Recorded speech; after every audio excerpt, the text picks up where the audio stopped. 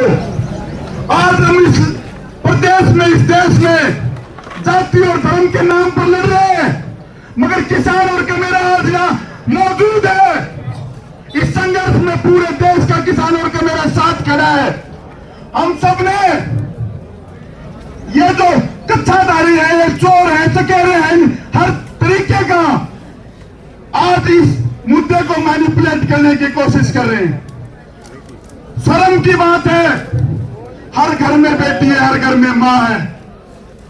कल ये चीजें आपके साथ भी बीत सकती हैं, मगर नहीं, इनको दिखती है सिर्फ ये कुर्सी, इनको दिखती है सिर्फ ये सरकार। ये सरकारें चली जाएंगी, ये कुर्सी छीन ली जाएंगी। बचेगा तो क्या बचेगा? सिर्फ इंसानियत बचेगी। बचेगा तो क्या बचेगा? सिर्फ उस सरकार के दौरान आपकी क्या लायबिलिटी थी, सिर्फ वो बचेगी। बड़े बड़े मुख्यमंत्री और प्रधानमंत्री इस देश में रहे, मगर आज उन लोगों की चर्चा है, किसी ने संघर्ष किया तो उस संघर्ष की चर्चा है। बेसिक से बीजेपी सरकार है। हम लोगों का और आप लोगों का और कमेरे का किसी पार्टी विशेष से दुश्मनी नहीं है। क्या अटल बिहारी वाजपेयी जी से अछूते हैं हम? वो भले ही बीजेपी के थे। आज जो लोग हैं वो लोग आपके भले के लोग नहीं हैं। जो हमारे साथ अन्याय कर रहे हैं, हमारी बहन बेटी के साथ अन्याय कर रहे हैं, वो हमारे नहीं हो सकते। आपने संकल्प लेना पड़ेगा कि जब तक, मैं तो आपके बीच में ज्यादा समय नहीं लेना चाहूंगा, बासुओं से पक्के रहोगे। आपका बेटा हूं, आपके खून का बेटा हूं। मैंने 12-13 साल छात्र राजनीति में संघर्ष किया है। एमडी यूनिवर्सिटी की इस प्राची से छात्रों के संघर्ष की बड़ी बड़ी लड़ाइयां लड़ी हैं, मगर एक मन में एक शांति है कि हमारी बहन बेटियों के लिए संघर्ष किया है। उनके दाखिले की लड़ाई, फीस की लड़ाई हमने लड़ी है। और आज आपको विश्वास दिलाना चाहूंगा, जब तक इस शरीर में खून का कतरा कतरा है, आपके लिए दिल धड़केगा, ये खून बहाने के लिए तैयार है। और इस संघर्ष की लड़ाई में आप सभी बधाई के पात्र हो। ये संघर्ष मुकाम तक भी पहुंचेगा। बहन मनीषा के साथ जो न्याय हुआ है, उसका दूध का दूध, पानी का पानी हो जाएगा।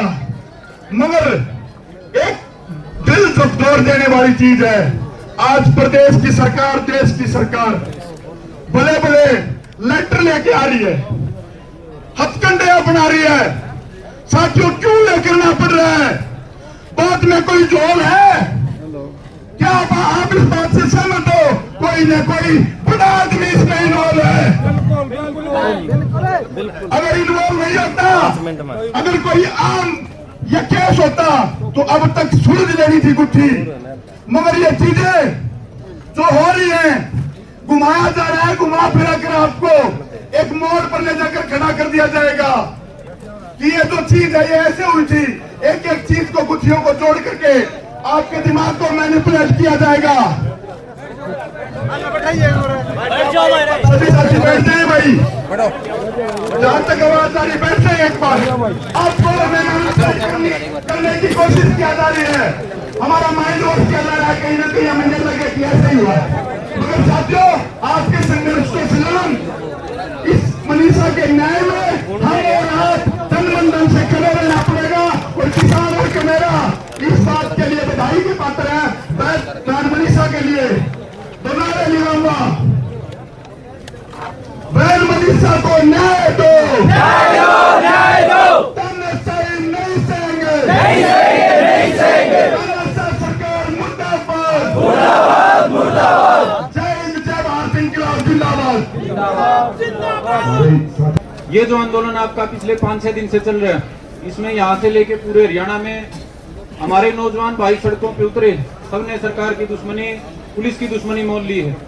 और कई जगह से सूचनाएं हैं कि कुछ भाइयों को पकड़ के भीतर डाल रखा है।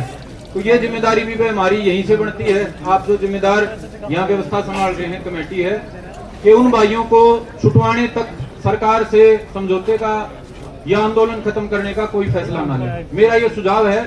इसमें आप लोग क्या सोचते हैं, एक बार हाथ उठा के बता दें। कि भाई जो भाई पकड़े गए हैं उनको छुटाना भी अपनी जिम्मेदारी होगी। एक तो भाई भिवानी पुलिस ने पकड़ रखा है गांव का ही हमारा बड़ा योद्धा भाई जितेंद्र शर्मा। मैं आपको बता दूं जीतू, ये जिस रात ये पुलिस ने कराया परसों, उस भाई ने पूरी रात लाइव रह के सारे लोग सरकार के पक्ष में चले गए थे, वो उसने हिम्मत दिखाई थी और वो रड़क प्रशासन का उसी रात गया था। उसकी हिम्मत के कारण वो प्रशासन का रड़किया था और उसको छुटाना भाई सबसे पहली जिम्मेदारी। दूसरी भाई हाँसी के हमारे फौजी भाई हैं, उनने जोश जोश में लाइव आके 2-3 फायर कर दिए थे भाई फायर कि वह हमारी बेटियां गलत को गलत करेगा तो आकर हम बंदूक खावांगे, ईब तो हम बिला मोमबत्ती ठारे आकर बंदूक खावांगे। तो हालांकि वो भाई ने काम तो कराया, वो गैर कानूनी है, लेकिन वो भावना में कर दिया। हम सरकार से अपील करांगे आपके माध्यम से और आपकी जो कमेटी है उससे भी उम्मीद करांगे अब हमारे फौजी भाई ने भी छुटाने खातिर पैरवी करेंगे। तीसरा भाई नरवाना में कल रोड जाम कर रखा था, कई भाई पकड़े जिनमें भी एक फौजी था जो हिम्मत करके छुट्टी आ रहा था, खड़ा था सड़क पे, उसको भी पकड़ने की खबर थी। कई नए बड़का की पकड़ने की खबर कई जगह था, हिसार पे भी। तो मेरी आपसे अनुरोध है, मेरा आपसे अनुरोध है, निवेदन है कि हरियाणा में ये 3 जगह तो मैंने बता दी, और भी कोई भाई बुजुर्ग कोई माता बहन जो पुलिस ने पकड़ रखी हो, मुकदमा दर्ज कर रखा हो, वे उसको छुटाए बिना आंदोलन खत्म ना करिए भाई। ठीक बात है भाई। अब जो आपका माड़ा टेम में अपनी गर्दन अड़ा रहे थे, बिना बुलावा खड़े थे सड़क पे, उनके प्रति इतनी जिम्मेदारी तो बना है वह उनको छुटाने का प्रबंध करा।